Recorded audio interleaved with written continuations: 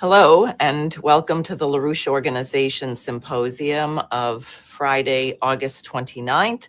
We are recording this in the morning of the 29th, so if something major has happened today, which we haven't addressed, that's why I always like to give that disclaimer when the world is moving as quickly as it is. And I will be bringing in Paul Gallagher, who is one of the editors of Executive Intelligence Review, LaRouche's publication, LaRouche's flagship publication, to which everyone should be subscribed, which you can do with the LaRouche Organization membership.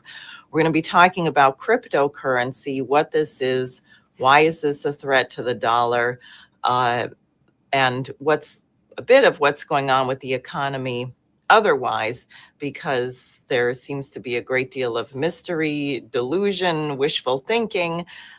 Meanwhile, we're not addressing the major systemic flaws of the transatlantic economic system. So, Paul, here you are.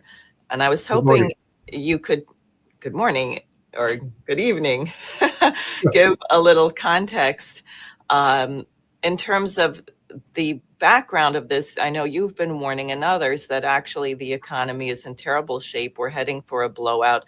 The US debt is increasing exponentially. So why are people warning of a collapse? Are we already in it? Well, the most prominent warning, I guess you could say, turned up just a couple of days ago in the still forthcoming issue of Foreign Affairs for the next 2 months by a very well-known economist, Kenneth Rogoff. It was called America's Coming Crash. The headline was a little bit bolder than the article itself, but he was making a very basic case that the administration is now engaging in and trying to get control of the Federal Reserve directly in order to still further engage in what's called financial repression, forcing down interest rates by political means, essentially by issuing orders to monetary authorities to lower short-term interest rates and lower them quite a bit. And Rogoff's warning is that this is part of a process which is leading in the direction either of a default on U.S. federal government debt, of one either direct or indirect default. You can have an indirect default by very sharp devaluation of the currency all at once, especially if it is the reserve currency being used by almost all nations. That's what they call an indirect default. He's warning either of that or a direct default in which payments on some short-term debt are simply not made.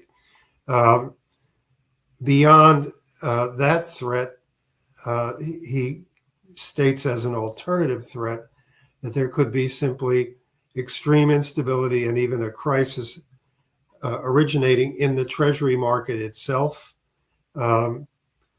Obviously, the two, default or this kind of bond crisis in the Treasury market, are closely related, and both of them would have devastating effects internationally on economies.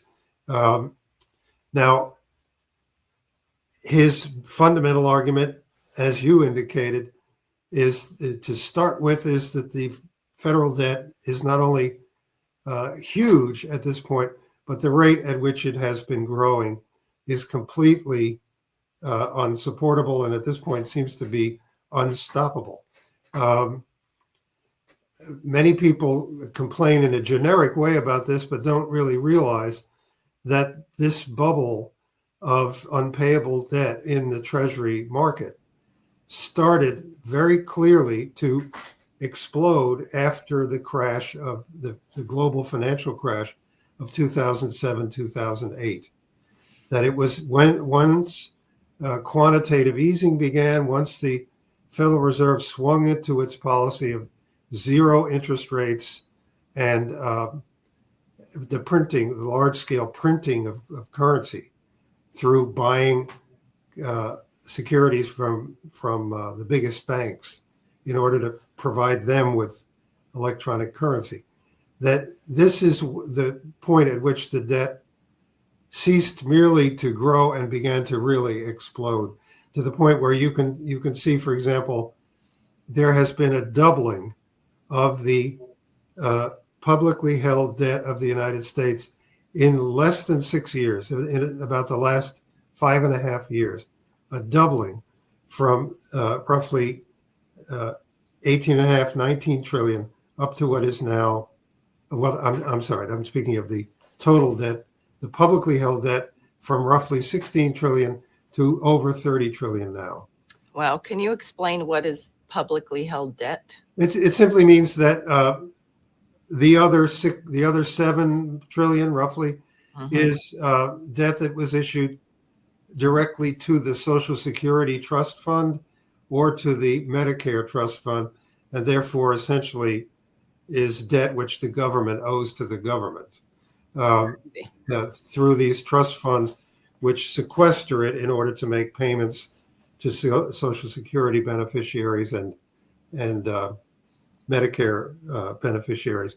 So the rest of it, the other 30 trillion, is held by the public, meaning the world public, and about 30% of it is held by, currently is held by foreign governments, either through their sovereign wealth funds or through their central banks.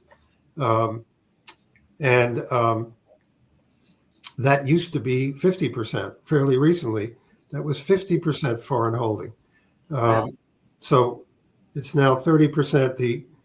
The biggest foreign holders have been backing out of, slowly but surely, backing out of holding Treasury debt. Why is that? Well, I have ideas, but please, why are they doing that? Two reasons. One is the debt itself has been degraded by this printing of money on a mass scale, not only by the Fed, but also by the Bank of Japan, the European Central Bank, and so on. That has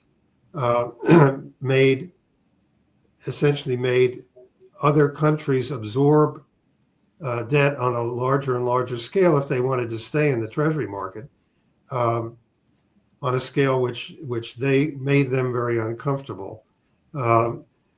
More to the point now, that debt, the dollar itself, has been made into a weapon against quite a lot of countries now through sanctions. And it's impossible to use the dollar as the international reserve currency and participate in the U.S. banking system, as all these countries do, without, in one way or another, at some time or another, being hit with sanctions, which tend to accelerate. And now, in addition, with a new form of sanctions for many countries, which is punitive tariffs, in order to try to change the behavior of the country involved. So for those reasons, there's an attempt to back out of holding large amounts of U.S. debt by other countries without doing this in a sudden way, without appearing to be abandoning it or causing destabilization, but nonetheless slowly heading for the exits. Right.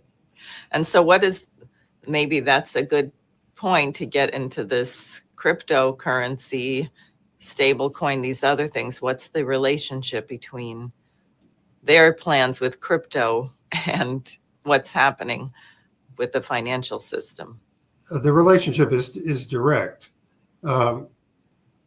Many people who buy and use cryptocurrencies have the idea that they're simply investing in a kind of security which they expect to appreciate and to make money on, and otherwise that they want to be able to trade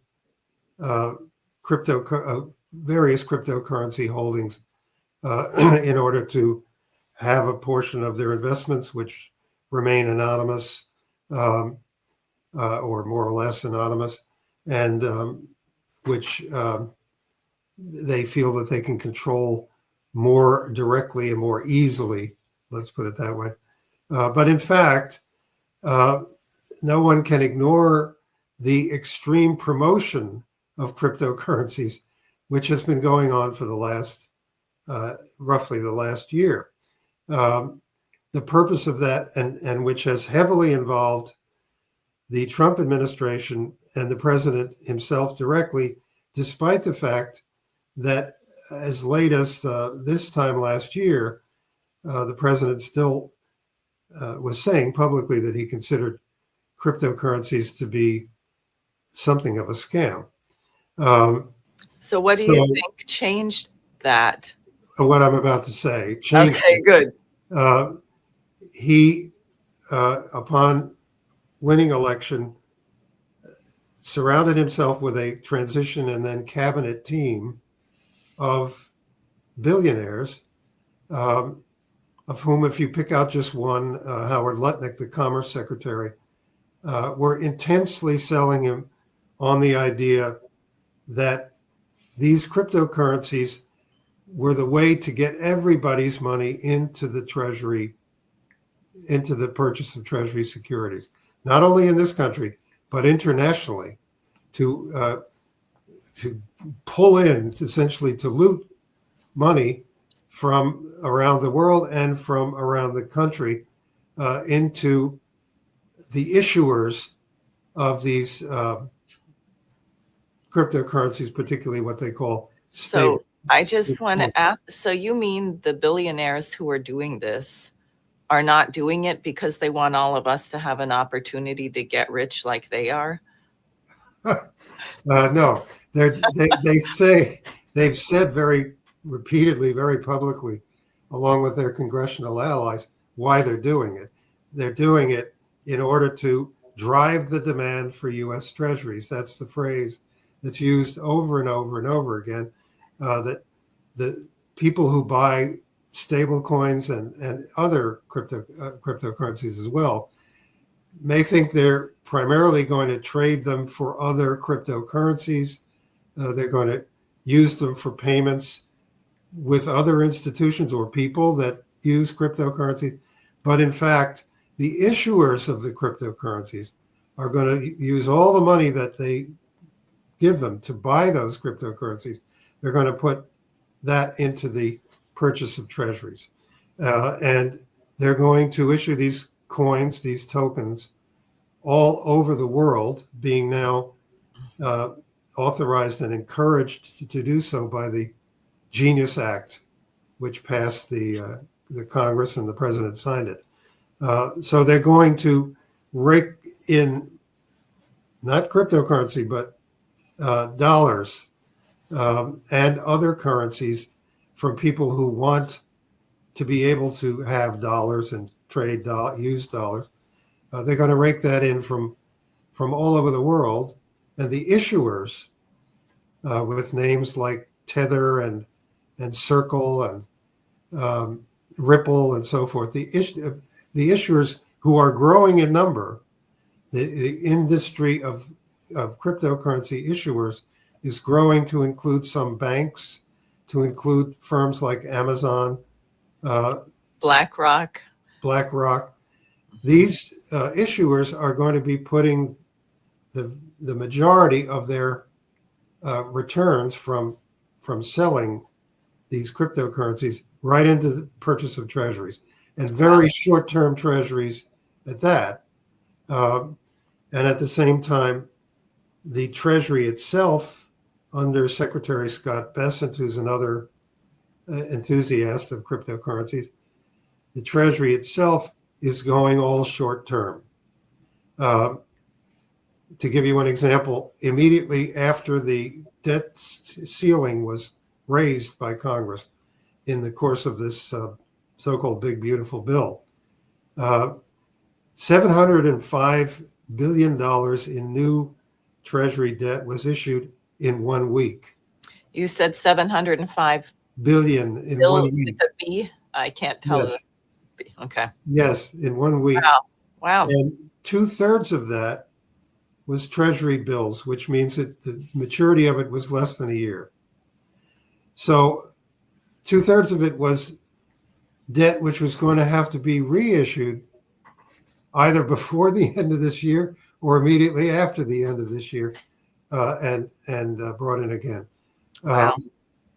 This is all a connected policy, and I'd like to draw people's attention to the fact that the attempt of the White House to get control of the Federal Reserve is a part of this policy. This is where what Kenneth Rogoff was talking about, financial repression, forcing down interest rates by decree, by presidential order. This is where that financial repression comes in.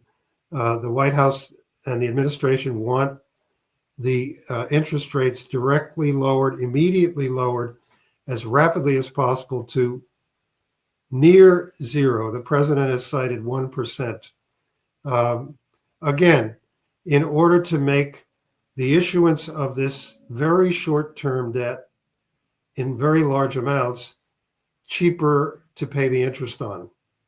I'm still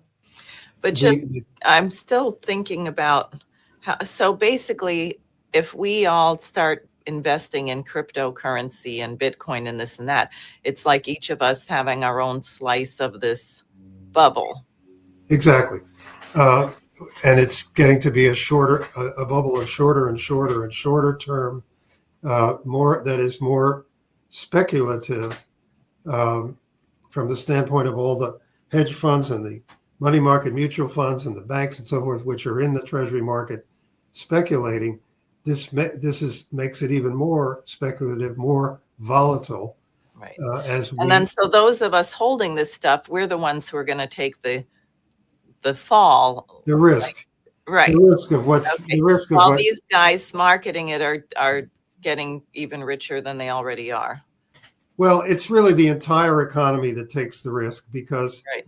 if the stable coins, for example, which are supposed to be always equal to $1, and they're supposed to be the prime means of funneling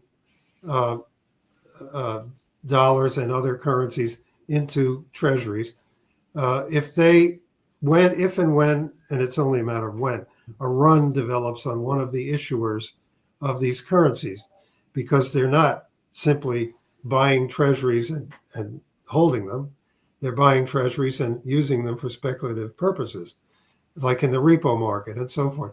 The Genius Act says they're allowed to do that in buy derivatives with the treasuries that they're holding meanwhile. So as that goes on, runs will develop at certain points on these stable coins, which will suddenly not be worth exactly $1 anymore. They're not worth exactly $1 even now. You can look and see they're off by hundredths to tenths of a percent. But all of a sudden, some of them will deviate by a much greater amount. Some of these stable coins, so-called, have sunk as low as 9 cents. In particular, at the time, March of 2023, when a number of banks went bankrupt, people will remember. A number of really large, medium, what they call mid-range banks in the $100 billion asset range went under, and all the deposits had to be bailed out by the FDIC, by the taxpayers. When that happened, one of the coin called Circle, for example, which is one of the biggest of them, of the stable coins, sank to a value of 9 cents rather than $1. Wow. So when that kind of thing starts to happen, when runs hit these stable coins, those are runs hitting the Treasury market itself. This is like putting a little sticks of dynamite here and there underneath the Treasury market, which is already becoming very, very volatile and waiting for it to ignite. So that's been stated over and over and over again, that the promotion of cryptocurrencies, of a Bitcoin reserve, of stable coins through the Genius Act and so forth, that the purpose of this is to drive the international demand for treasuries because it's flagging. Now, can I just ask why are people then investing in it? What are they being told? Because this seems pretty clear what you're saying. So what is the mythology that makes everyone want to rush into this cryptocurrency? Well, I guess aside from the fact that people, what I said at the outset, that people think that they're simply acquiring an asset which they think will increase in price, or in the case of stable coins, they want to be able to make transactions not in hours but in minutes, not in minutes but in seconds, right on their computers. One could ask exactly who is it that needs to make transactions that quickly and easily. But conceivably, you could say there's someone in a developing country with an unstable currency in itself who is trying to purchase dollars in order to buy something in the United States, to make the most innocent possible case. And that person would have to go through wiring his or her own currency or otherwise paying a fee to an exchange, as opposed to being able to go on their computer and buy a stable coin, which is clearly easier in certain ways. So that's a pitch, but I think that the larger one, the more dynamic one, is that this is in some way revolutionary because this is taking the control of the currency away from big government in some way and returning it to the people, which I would point out. At the same time, in MAGA circles, for example, you hear a lot of talk about Alexander Hamilton, especially with regard to tariffs, right? That Hamilton and McKinley are the authorities, that tariffs are in themselves a great policy. But Alexander Hamilton inconveniently insisted that a government should make every effort to provide a single national circulating currency, and that currency's value should be stabilized and guaranteed by the government, not by private banks, not by private entities, which has happened at times in U.S. history and has been quite a disaster. That is a Hamiltonian principle, that when the government abandons control, let's say, of the circulation of its own currency to substitute tokens, which are issued by private entities, then you're going very, very far away from Alexander Hamilton and into a kind of wildcat situation, which has dogged the United States, especially in the 19th century. Just let's go back on that question to the Federal Reserve, because I'm sure some people would say, well, but the Federal Reserve is private. It has all these meetings in secret. So why is it bad that the president would be trying to intervene in some way? That in itself is an excellent question, because I believe that the Federal Reserve should be nationalized. I've argued that on this previous symposium, that it should be nationalized and effectively then not under the control of the government, but given officers appointed by the government, along with certain private directors of a central bank, but above all, given a mandate by Congress, by congressional legislation, to lend, to be the biggest, most productive lending bank in the economy, in the way that the Hamiltonian banks, the First National Bank, Second National Bank, which accounted for tremendous growth and development in the 19th century in the United States, they were lending banks. They were the biggest lenders in the economy. The Federal Reserve that we have today and have had for 100 years doesn't lend money to anyone. It issues deposits, reserves, only to its friends, the biggest of all the mega banks. And those banks get to make those electronic reserves into dollar currency for their own purposes. And I've shown charts on this symposium before indicating that the deposit to loan ratio, or they say it the other way around, the loan to deposit ratio of those biggest banks has fallen to the order of 40%, from 80 to 85%, even among the biggest Wall Street banks, down to what the best experts now estimate at 40% for those big Wall Street and related banks.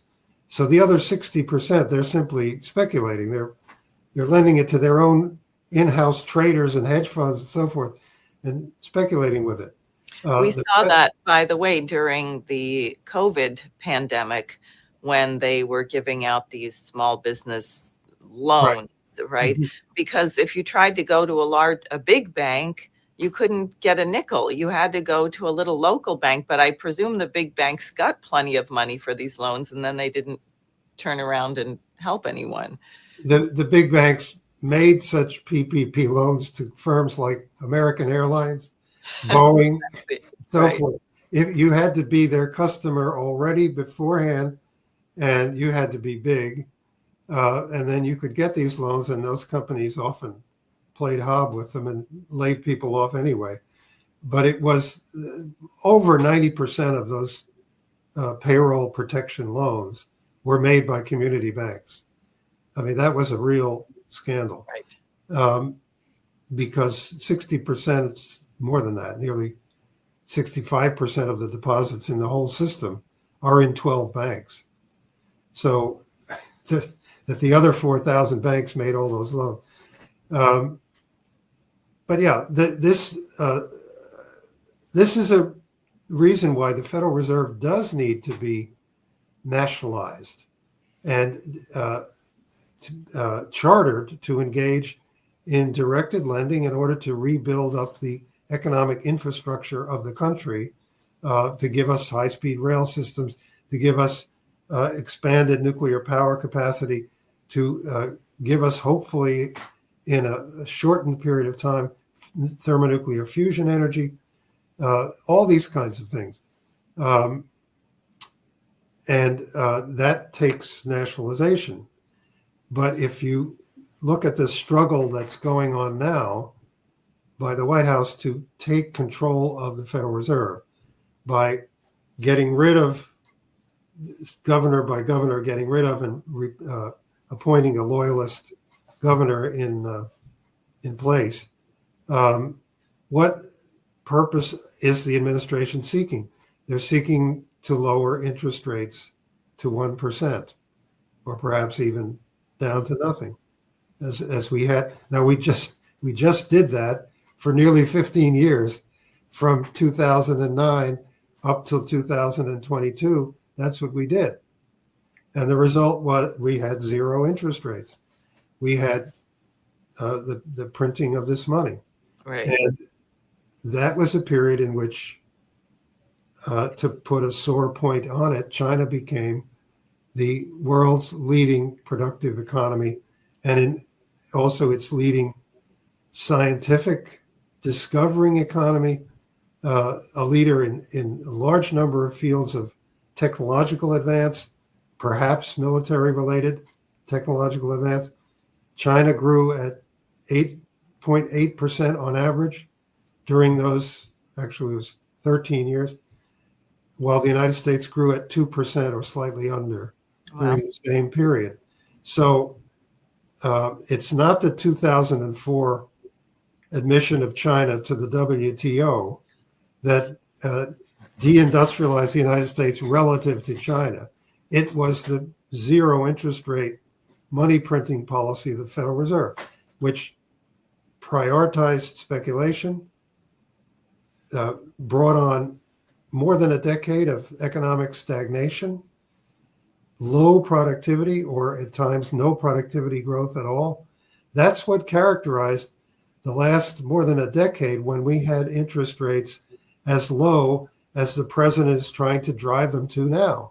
Right. And by the way, we also had inflation directly related to all this money printing. So lowering the interest rates didn't help anyone on Main Street, so to speak. That inflation was delayed for almost 10 years and then really hit. There was 10 years when they talked about, gee, it just isn't causing any inflation. Isn't this wonderful?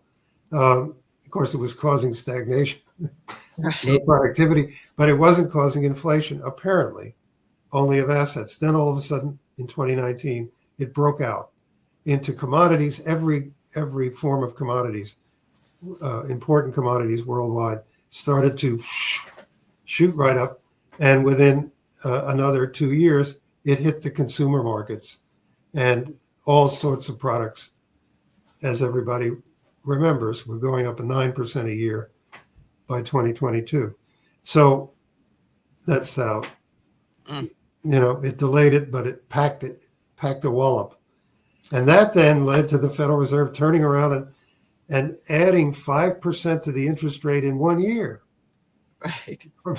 From 0.25% to 5.25% to 5.5%. And that gave the whole world economy a wallop when the Federal Reserve did. This whole policy is a very destructive, almost crazy one.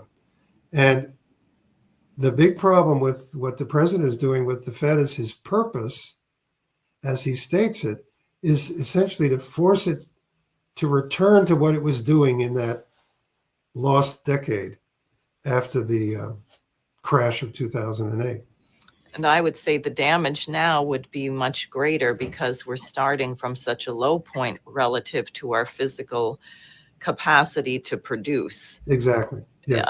So I think we'll see a real collapse. And there's another drain on this, which is the question of energy, because, I mean, what is a crypto coin anyway? What is the point of this? And what is crypto mining? Well, I'm no expert on that, but I know in general what I think many people know, that there's a very great demand in the mining of Bitcoin in particular and certain other cryptocurrencies, not by any means all of them. But there's a very great demand for electricity to run the computers, the banks of computers, in order to devise the formula for the issuance of these tokens. Excuse me, these coins, crypto coins. It is going together with the artificial intelligence craze and the building of all of these data centers all over the country, particularly in the Washington, D.C. metro area, which are placing a demand for electricity on our existing grid, which it cannot meet. And it is in many places literally only within 12 to 18 months of having to find new electricity sources somewhere, or simply ordering blackouts. In some areas, we're on the verge of that already. Ironically, that has ginned up quite a bit the demand for nuclear power, something that is long delayed, and the misfortune of it is now we have a great demand for nuclear power, which is tending to knock down some of the long-standing environmentalist barriers, but we've lost the capacity to produce nuclear power. So to build a nuclear power plant, most recently the Vote plants in Georgia, took forever, cost a mint. Right. They're just, all the logistics had withered and gone away. The production for the biggest elements is not done in the United States anymore. And the workforce had also gone to other industries or into retirement or into unemployment in some cases. So it's a real struggle, which is why they're trying to simply take retired nuclear plants out of retirement and recommission them for another 20 or 30 years. Which, of course, we can't do in New York, thanks to the Cuomo family who wanted, and Kennedy, a river keeper, because they wanted to be so certain that we wouldn't do that, that they drilled holes through the containment vessels to make sure that you could never bring the plants back. That was just so outrageous. Shoreham, beautiful. The Shoreham treatment, yeah. Oh, and they did it at Indian Point too, which of course was an older plant, but it had no issues. It could have gone on for another 20 years. And then they warned that the state should be expecting blackouts and brownouts. And now all of a sudden our heroic drug legalizing governor, Hochul, is saying, oh, now we need nuclear power because of data centers and various other things, nothing to do with industry, nothing in the state of the Erie Canal and, Bethlehem Steel and Buffalo and all of that. It's really, frankly, outrageous. And one example of why the Federal Reserve, were it nationalized, would be making productive loans in order to bring that industry back. And it would be discounting the loans of private banks, that is, participating in the loans of private banks who were aiding companies in being able to carry out contracts like this, so that we could again have a nuclear industry and build our own, and build them in 5 years, not in, God knows, 18, 19 years. So that's a purpose for which the White House and Congress working together would be totally not only justified, but praised and glorified for taking control of the Federal Reserve and giving it a different mandate as the nation's primary productive lending bank. But again, the purpose for which the control is being sought now, it comes out of the kind of emergency sense that they have that the Treasury market is that the debt is out of control and unpayable, and therefore, among other things, with crypto, in order to funnel your and my money into that Treasury bubble, they also have to force the interest rates on Treasuries as close to zero as they can, so as to, because otherwise the government owes more than $1 trillion in the next fiscal year of interest on the national debt alone. Right. Now, can we just, because we have maybe another 20 minutes or so or less, but I do think it would be worth taking some time on exactly how do you address this. What did Lyndon LaRouche mean when he said bankruptcy, reorganization, Glass-Steagall, these kind of things? Because what you're presenting is a picture which is systemic. I mean, this is not some small piece of something that we can just fix that. And we obviously have a very severe problem with the physical economy, which seems to me is going to take a generation at least to even begin to deal with the collapse of our ability to produce. As you probably know, with many manufacturers or infrastructure projects, they have a very bad problem to recruit the workers because no one can pass a drug test. Mm-hmm. So it's been true for quite a while. Yeah. So where do we start?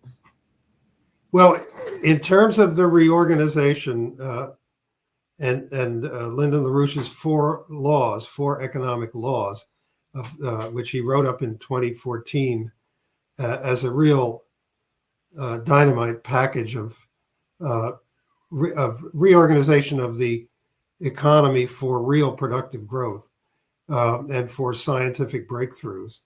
But to start with something I mentioned before, the loan to deposit ratio of the biggest banks on Wall Street, 40%, the other 60% going to speculation. In the entire banking system as a whole, 4,000 plus banks, the loan to deposit ratio, 60%. So even there, it's very low. And of course, that's dominated by those 12 biggest banks. Glass-Steagall reorganization prohibits that. It says most fundamentally that the commercial banks, which receive deposits from the public, shall use those deposits for loans and not for securities broker dealing and not for investments in derivative speculation and related. That's been tested by the Supreme Court in a famous 1971 case that the government not only had the authority to regulate the banks in that way, but that Glass-Steagall was the means, the legal means, which should be used for the regulation of all commercial banks. Now that means, since they obviously are not going to immediately turn around and shift all those deposits into productive investments, that there's going to be a time period in which they are reorganized. That is, there is no federal funds available from any federal agency to bail them out. The securities dealing that they're doing, the speculations that they're doing, the special purpose vehicles that they've got, none of them can be bailed out in any way with any federal agency funds. Now that's going to mean that the majority of those divisions within the banks, and the biggest banks have thousands of such divisions, that the majority of them are going to wither pretty quickly on the vine. So there's going to be a period in which their funds must shift into at least lending. Now, clearly not all of that will be productive lending, but it's got to shift at least into lending and out of broker dealing and security speculation. Those banks, if they need reorganization, and some of them will, they'll have to be audited as to all of those withered, formerly bailed out non-bank divisions that they've got. They've got to be audited, and a lot of those liquidated. At the same time, new credit has to be issued from somewhere, because you're taking a lot of what appears to be lending in the economy. It's really speculative investment, but you're taking a lot of it and saying, no, this is going to stop. Well, you have to substitute productive credit for that. That's where a national bank comes in. That was LaRouche's, another of LaRouche's four. He said not an option, a necessity. Another of his four laws was the creation of a national bank, of which, as he pointed out at times, the most direct way is to nationalize the Federal Reserve, change its charter, get rid of its governors, get rid of its management, put in a management of a combination of engineers,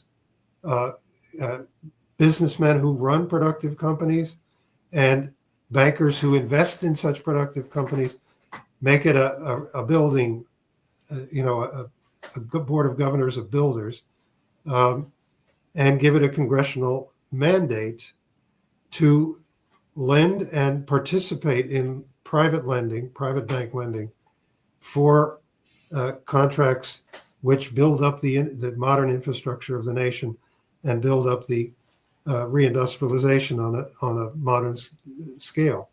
So then, in addition, LaRouche specified this is going to must mean that you invest enough in the development of thermonuclear fusion that you finally break the stalemate of non-funding, which has gone on for decades and decades there, and get enough of a crash program going on with many different lines of experimentation and development until you get fusion for power, but perhaps even before then for propulsion in space and similar things for which it's absolutely unique.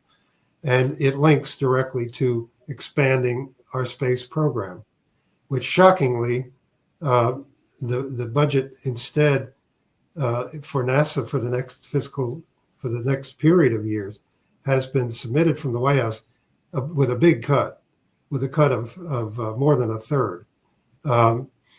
So that's the reorganization we should do.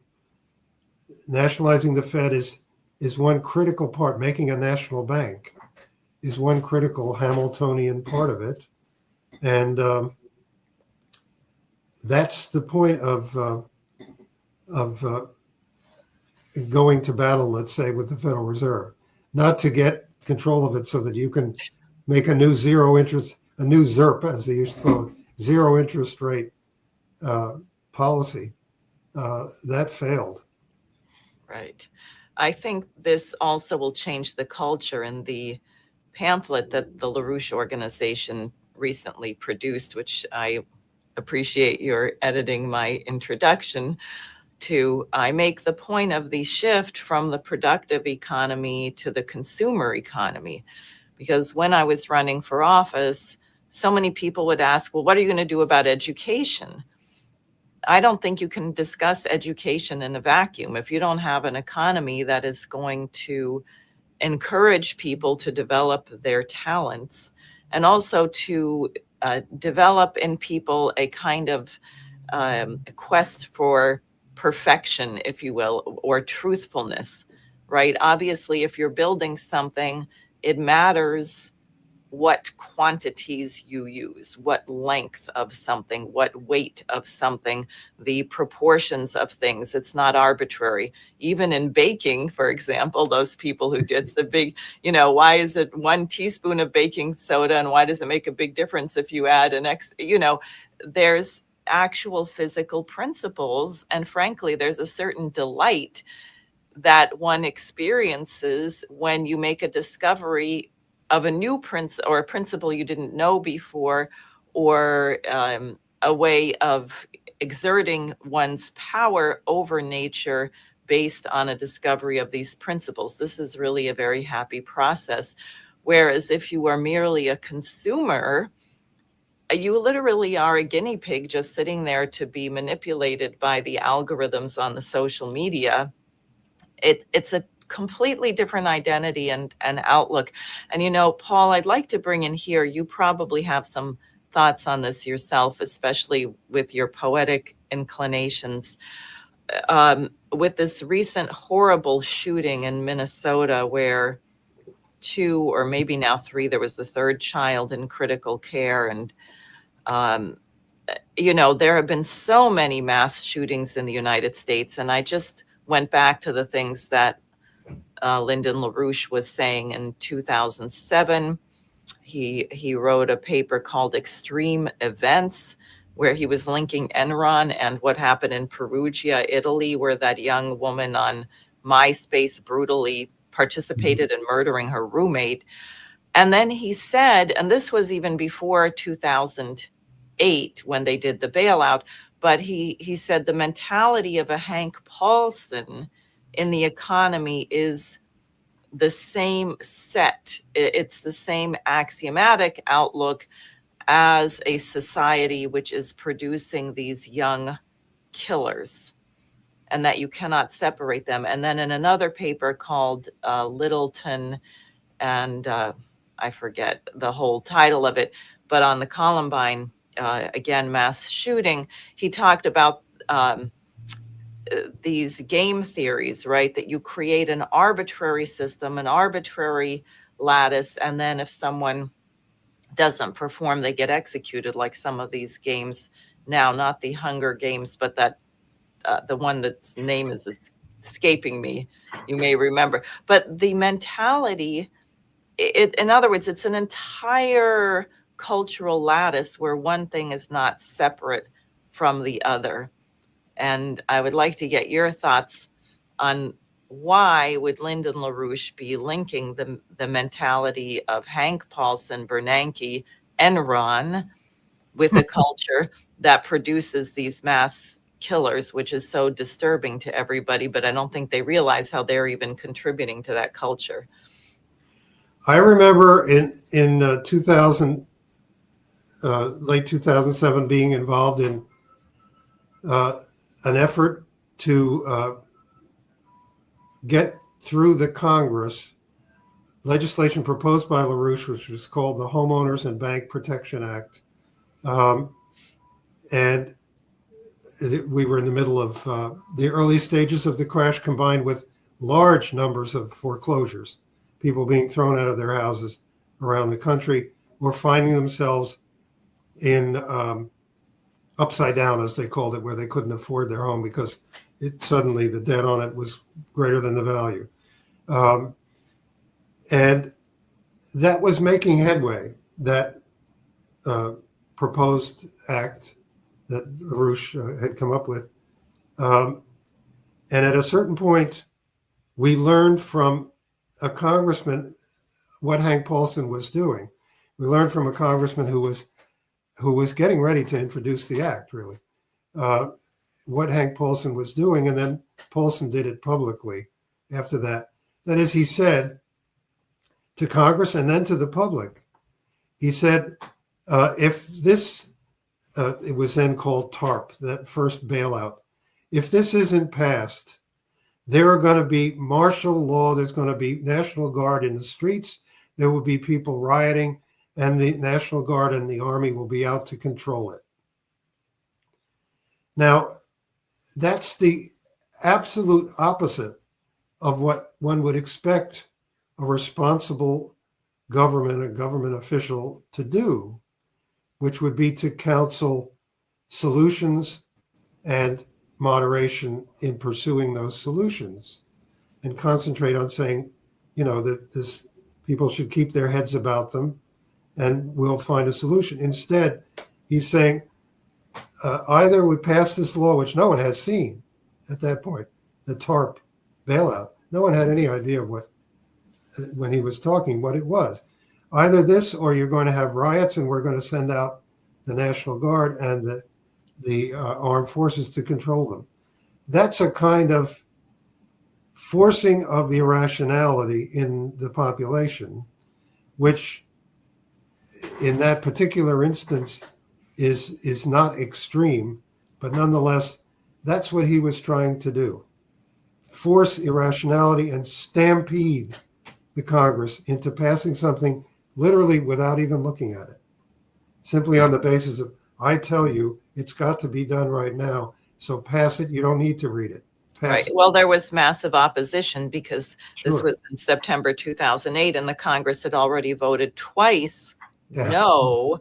Right. And I remember congressmen saying, I'm getting 2,000 phone calls and emails per day, and half of them are no, and the other half are hell no. I mean, there was virtually no one who supported this. And frankly, that's what the Tea Party sprang out of, which became a lot of Trump's base. So it's very ironic that these people are now getting suckered to go into this scheme, which is actually going to make everything far worse. But I think it was it showed even in a let's say a moderate way the tendency to inject violence into any political reaction to anything, to make people think that you're not, even the way they talk about in the Democratic Party now, why aren't we fighting more against Trump? To think that you're not doing anything if you're not doing it at least with people who are doing it violently, right?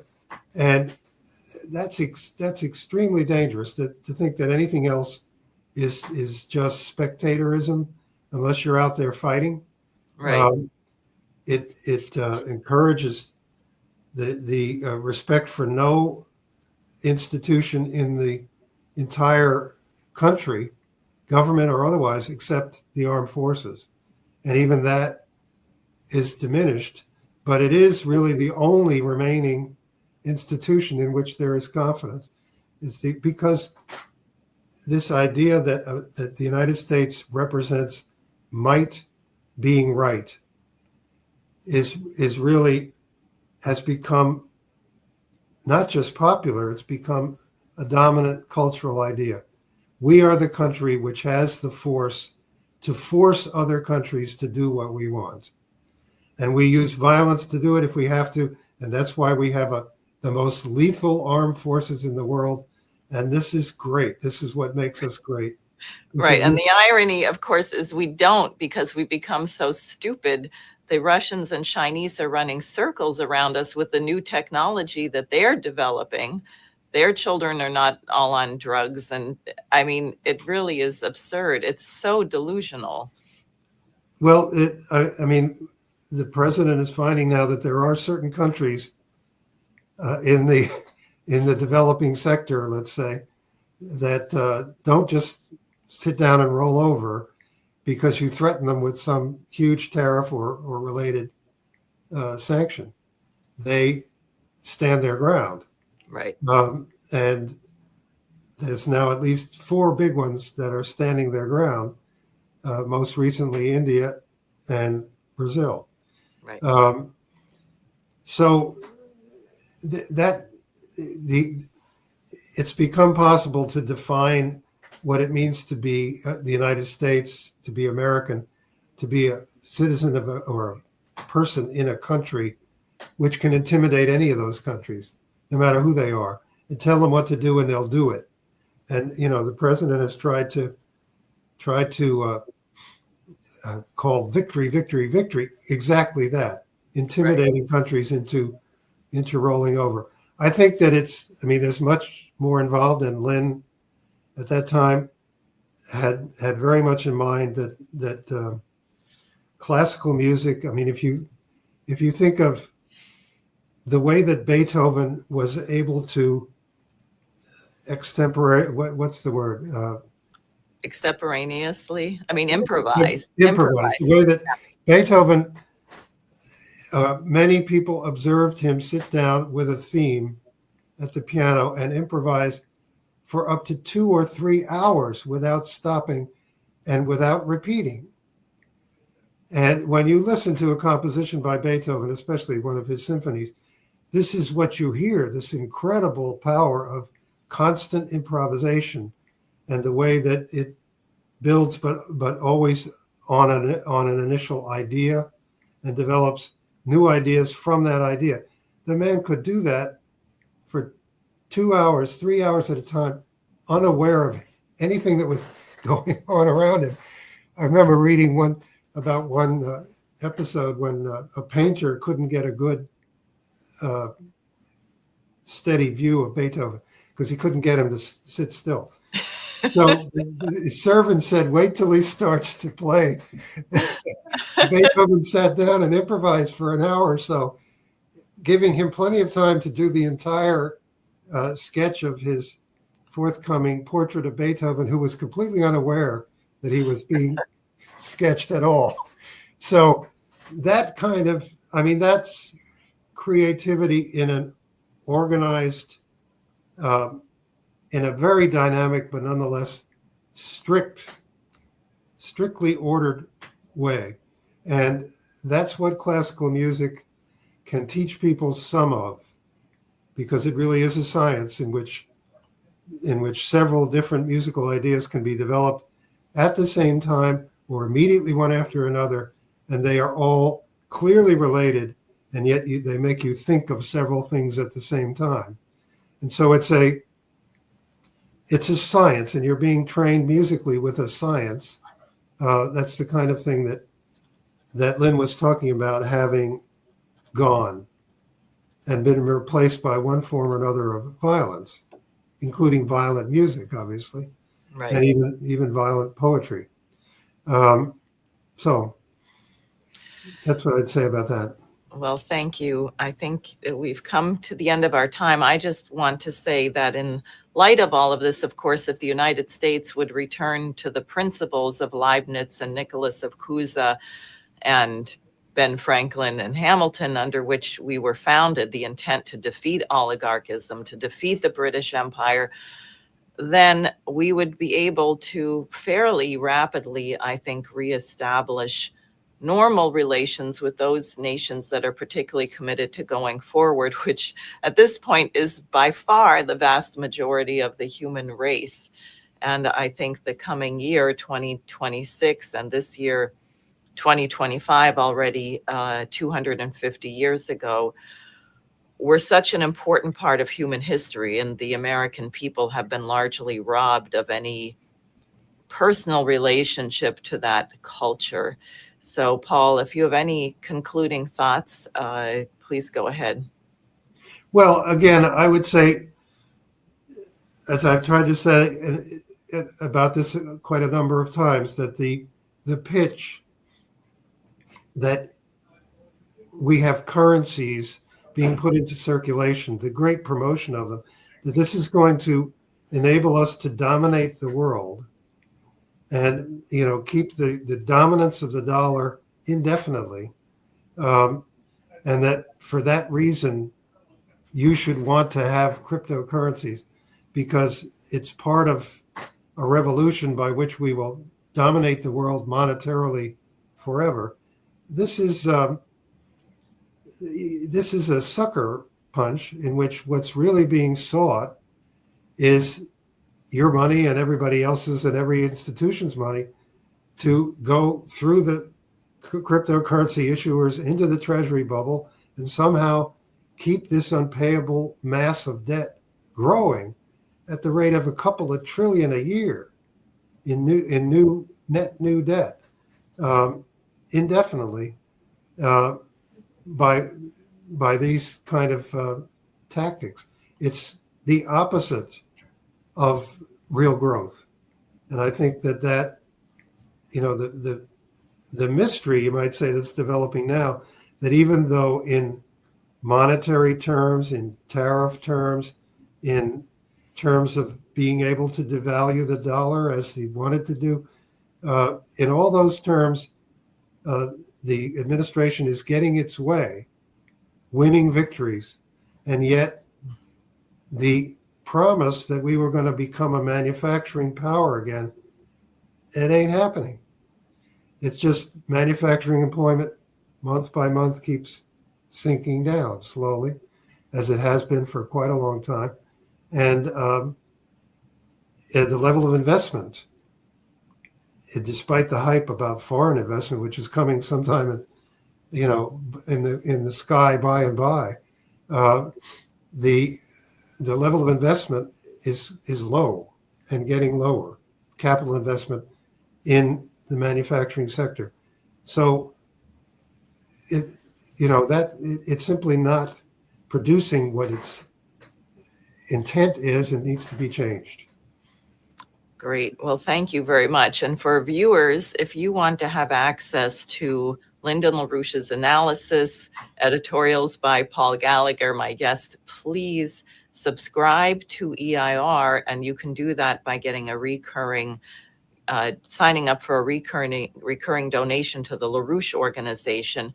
For $10 a month or any amount above that, you will receive the Executive Intelligence Review Daily Alert and the weekly magazine with the more in-depth work. So, Paul, thank you very much for joining me, and I hope I'll see you soon. And I should say, you'll also then get editorials by Diane Sayre, who says the American system is really not what your neighbor thinks it is. Very true. That one is really worth reading.